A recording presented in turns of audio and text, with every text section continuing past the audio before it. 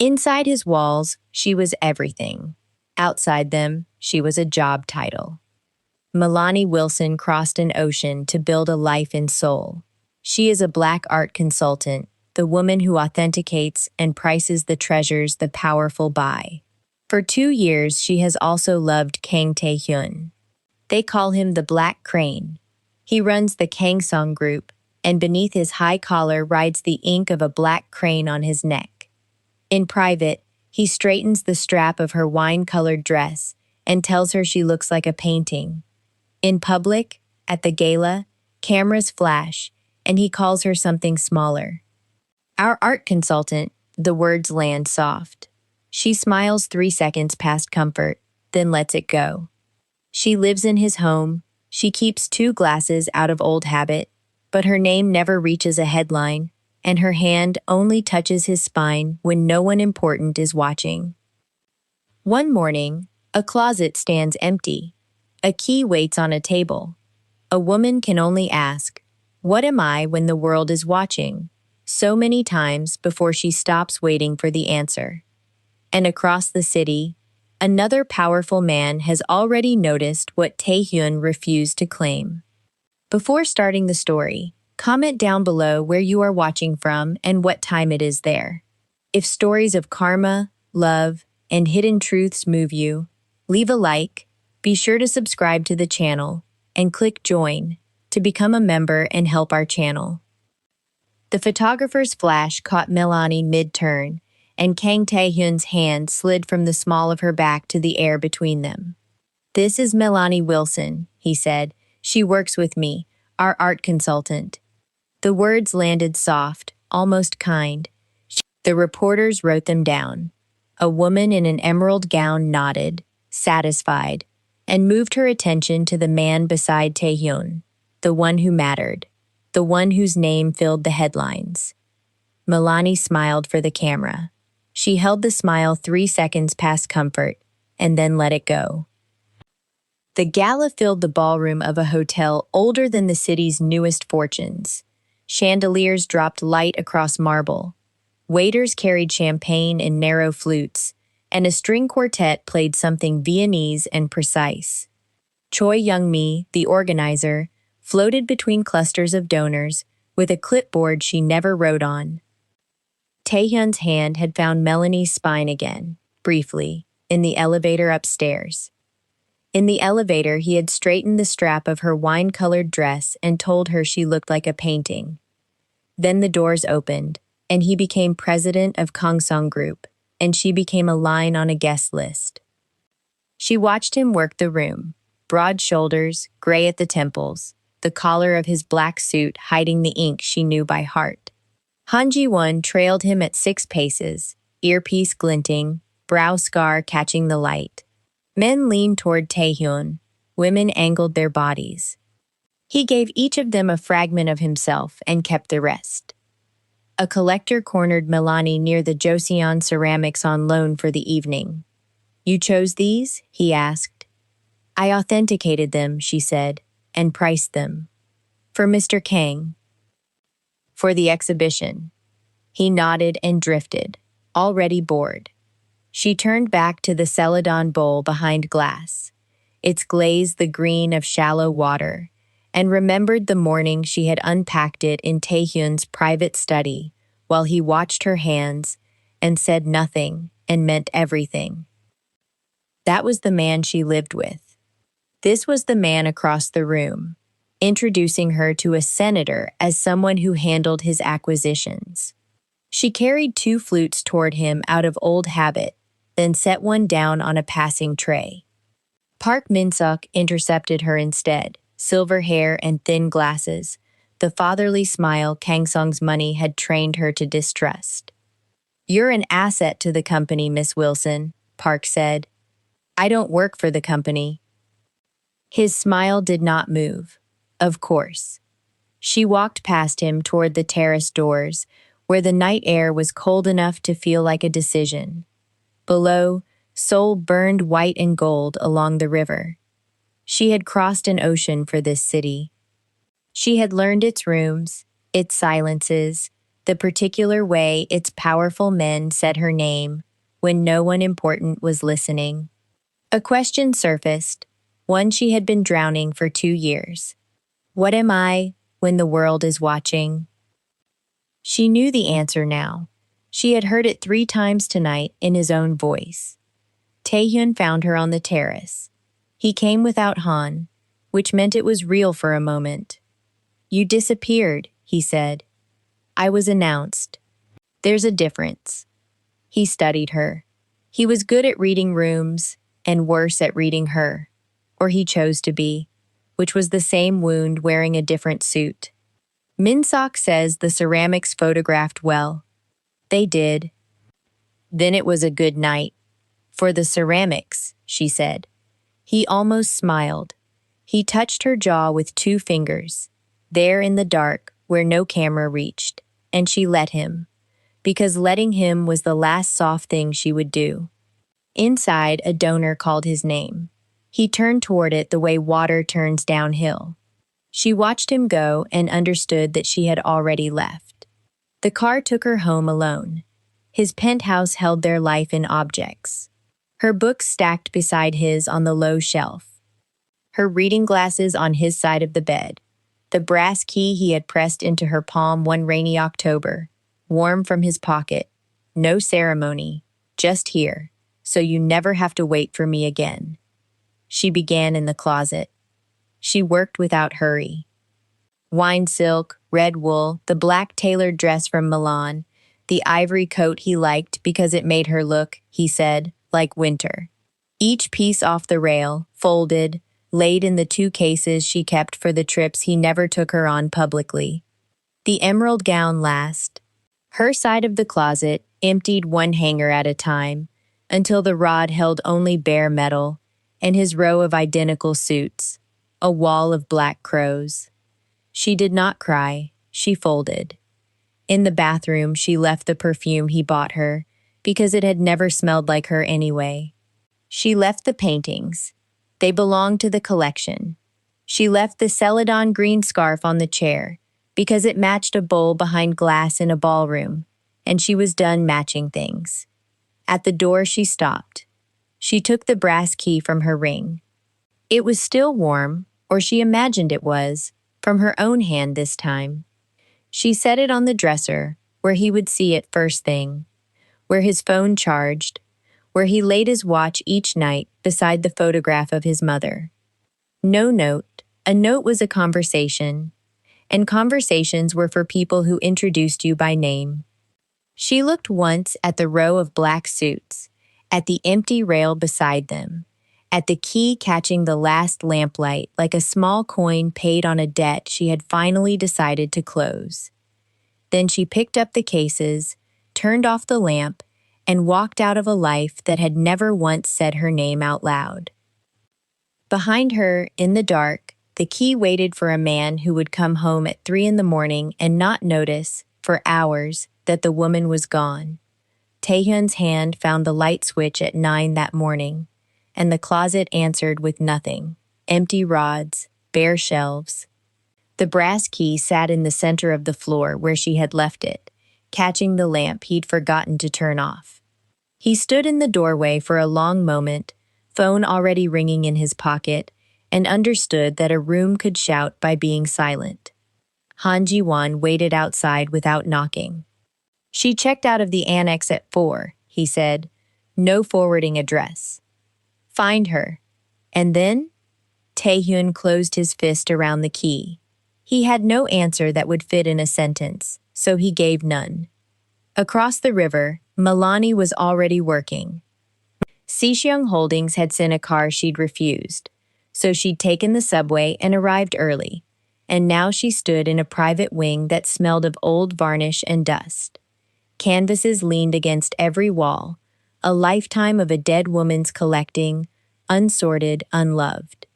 My mother bought what moved her, Seo Jun-ho said behind her. Not what appraised well. I need someone who can tell the difference. Those are rarely the same thing. I know. He didn't hover. He handed her gloves and a clipboard and left her the whole room. Tell me what she loved. I'll listen. She cataloged for 11 hours. Somewhere past midnight, the building went quiet, and she was on her knees over a water-damaged portrait when a cup appeared beside her hand. Coffee, black, no sugar. The way she'd mentioned once, weeks ago, in passing, at a table where no one had seemed to be counting. "You remembered," she said. "You said it mattered." He crouched at a respectful distance and looked at the portrait, not at her. "What is it?" "A forgery. A good one. Your mother knew and kept it anyway." Melanie almost smiled. "That's the most human thing in this room." Junho studied the ruined face on the canvas. "Then it stays." They worked side by side until the windows turned gray. He asked questions and waited for answers. When she corrected him, he wrote it down. Nothing about the night pretended to be more than it was, and that, she thought, was exactly why it felt like more. 3 days later, he brought her to a donor reception at the Seryung Foundation. He didn't rush her through the door or seat her at a side table. At the top of the room, with 100 faces turned toward them, he stopped and put a hand lightly at her shoulder. "This is Melanie Wilson," he told the gathered board. "She's with me tonight." The words landed in her chest, like something set down after being carried too far. She had waited 2 years to hear a sentence that simple. Taehyun heard about it by noon the next day. His response was reflex, the machinery of a man who solved everything by spending. White orchids arrived at the gallery where she now consulted. A car idled at the curb each morning. A reservation appeared under her name at the restaurant where he'd never once taken her in public. She sent the flowers to the hospice ward down the block. She walked past the car. The reservation went unclaimed. The table held for 2 hours and then released.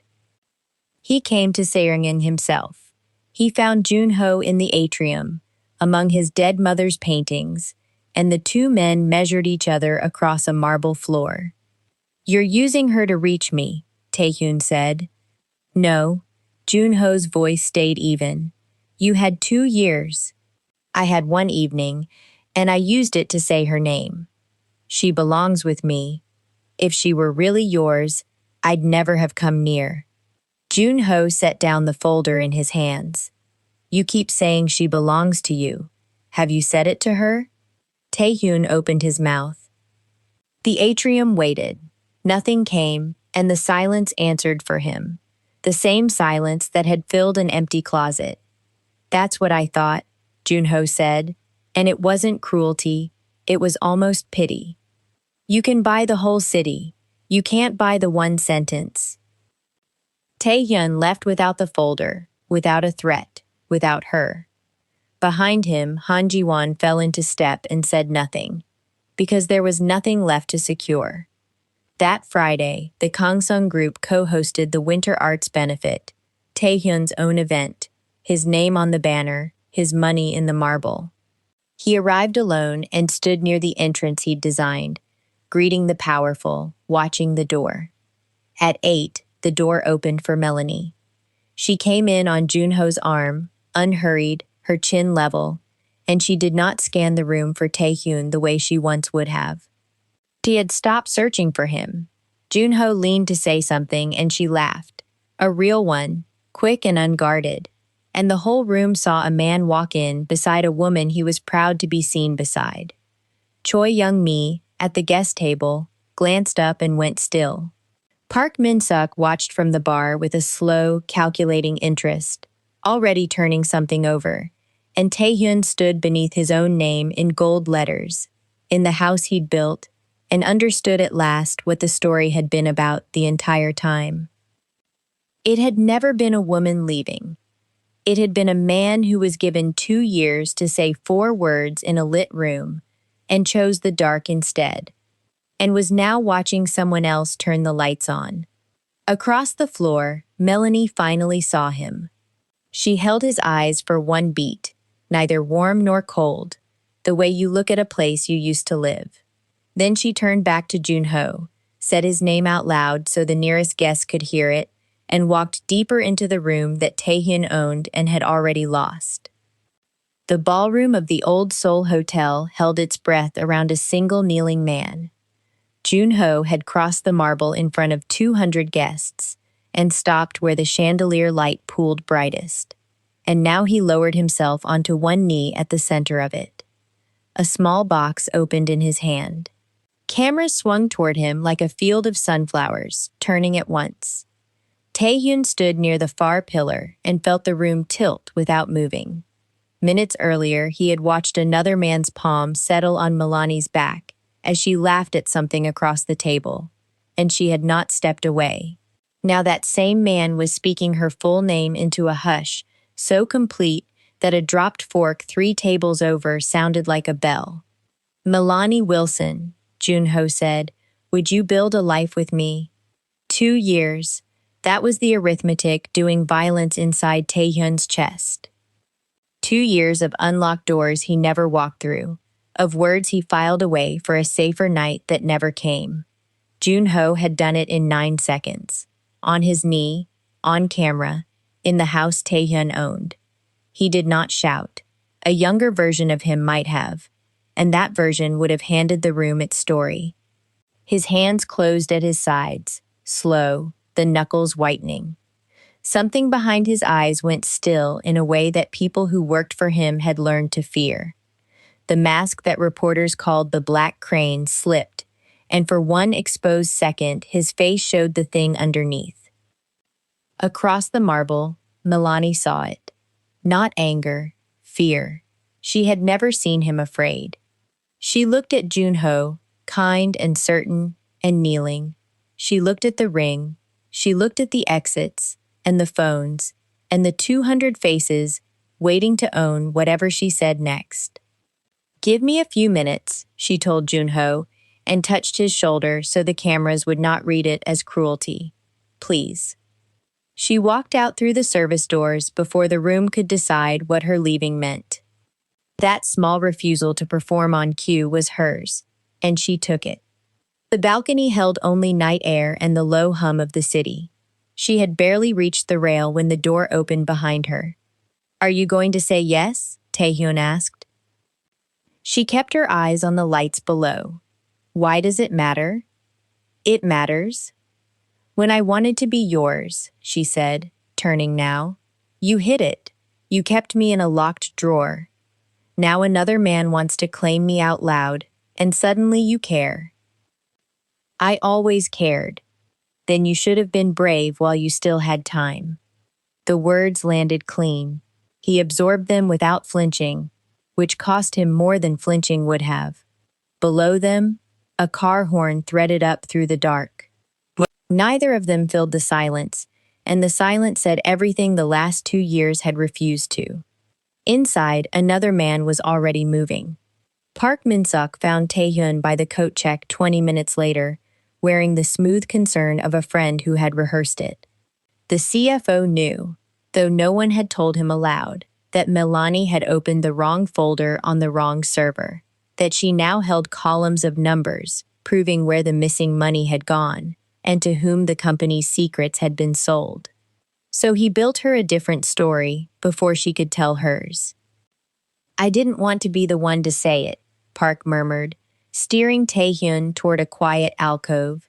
"But Junho's firm has been circling Kangsong contracts for months, and a woman with access to your files, on his arm, at your event." He let the sentence hang. "I only ask that you watch her. That's all. Watch what leaves the building with her. Milani wouldn't sell me out. You said the same about people who did." Park's voice stayed soft as felt. "She found documents last week. Did she bring them to you? Or did she keep them?" That question found the crack the balcony had already opened. Taehyun said nothing, and Park read the silence as a seed taking root. "Think about who benefits," the CFO said, and walked away before the answer could form. On the balcony's far side, alone again, Milani pressed the folded pages against her ribs beneath her coat.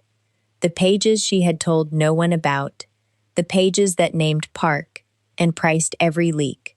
She had planned to hand them to Taehyun tonight, quietly, as proof that she had chosen his ruin over her own escape. Now she had watched the fear leave his face, and something colder replace it. She had felt the room turn her into a story. She understood, standing there, that if she produced the documents now, they would look like a bargaining chip, or a theft, or a lie dressed as loyalty. So she made the smallest decision available to her.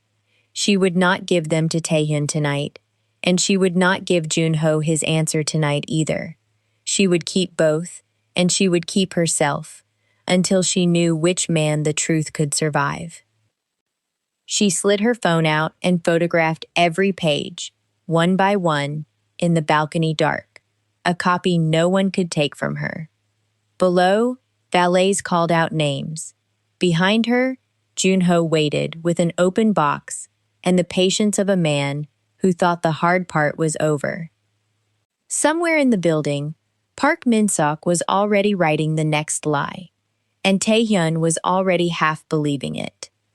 Milani looked at the two lit worlds pulling her apart, and at the single true page in her hand that neither of them wanted to hear, and could not find the door that led out of any of it. The page did not belong to either lit world. Melanie folded it once, then walked back inside, past Junho and his open box, and rode the elevator down alone. The names on the document were not the ones anyone had prepared her to find. Park Min-seok had signed each transfer himself. By morning, she was standing in Taehyun's study, the papers fanned across his desk, like a hand of cards no one wanted to win. He read in silence. Numbers he had trusted a decade bled out beneath his own eyes. Park moved this, she said, for years. He sold your movements to your rivals and kept the difference. The office door opened before he answered. Park himself entered, smiling the way men smile when they have rehearsed their innocence. He looked at the papers, then at her, then chose his weapon. She works for Seo Junho, Park said softly. This whole thing is his design. He put her in your house to hollow it out. You know how these women arrive, Taehyun, on someone else's leash. The room waited. Taehyun had built his life on waiting for proof. He gathered the papers slowly and set them face down. Then he looked at Milani, and only at her. No, he said. I believe her. Park blinked. You have nothing that proves. I don't need it. Taehyun's voice stayed level. That's the point. I've spent 2 years demanding evidence from the one person who never lied to me. I'm done. Park tried one more angle, quieter now, reaching for the fear that had ruled the room for 2 years. He reminded Taehyun how enemies had used softer things against harder men, how a woman inside a house was always a door someone else could open. Taehyun listened to all of it. Then he shook his head, slow and final. Security took Park at the door. His accusations dissolved into the corridor. Melanie watched him go and felt the strange weight of being believed without having to earn it. What the papers also revealed unsettled Taehyun more quietly. Half the leaked information had damaged Seo Junho's own organization. Junho had not been the architect. He had been a target too. For one strange week, the two rival houses shared lawyers and silence, dismantling what Park had built between them. It was in that week that Taehyun understood the harder thing. He watched Junho speak to Milani across a conference table and saw no strategy in the man's eyes, only care.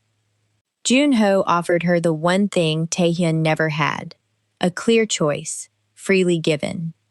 Milani found Junho afterward and told him she had not answered his question in the tower. Then don't answer it for the wrong reason, Junho said. He closed the box without ceremony. Don't accept because I am the easier man. Choose the person you actually want to build a life with. He held her gaze, even if it isn't me.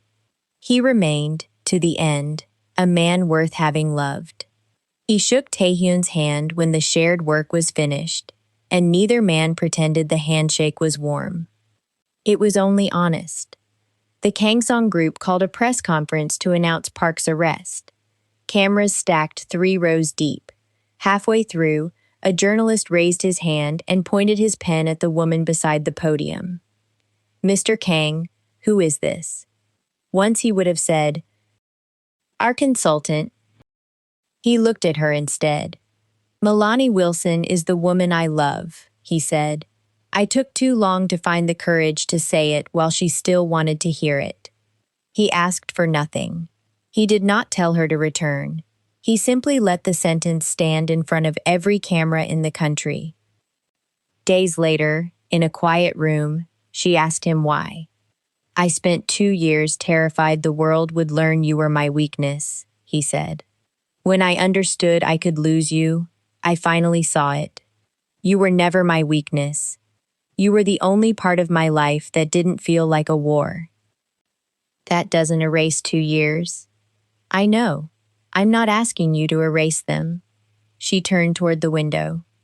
"If you ever decide to give me another chance," he said, "this time, no one will have to ask who you are to me." She did not come back that night. Weeks moved through the city, but the change arrived where it counted, in behavior, not speeches. He appeared at her exhibitions without an entourage.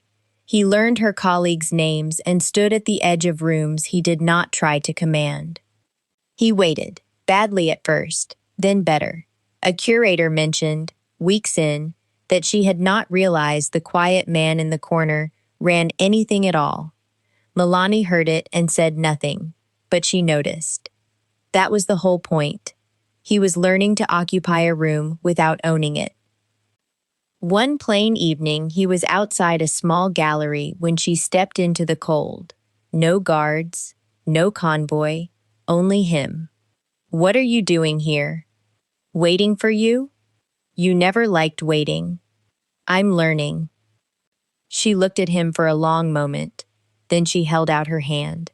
He took it, and they walked down the lit street together, in full view of everyone who cared to look. Months later, at another opening, the cameras came again. A reporter stepped forward. "Mr. Kang, who is the woman beside you?" He answered without a pause. "Milani Wilson." He lifted her hand into the light. "My partner, and the woman I intend to spend the rest of my life with." She smiled at the floor, then at him. "You finally learned." "Too late." She tightened her fingers around his. "Not too late." He had spent his whole life making the world ask her name. Now he was the one who finally said it first. If this story moved you, stop for a moment and reflect. What happens to a woman when the person she loves reduces her to a job title and keeps that love a secret from the world? How long should anyone wait to be recognized before they finally walk away? And what does it cost a proud man to stand before the cameras and claim, out loud, the person he almost lost? Tell us your experiences and feelings in the comments. We read them all. And if you believe in stories about recognition, courage, and dignity, leave a like, be sure to subscribe to the channel, and click join to become a part of our community and help the channel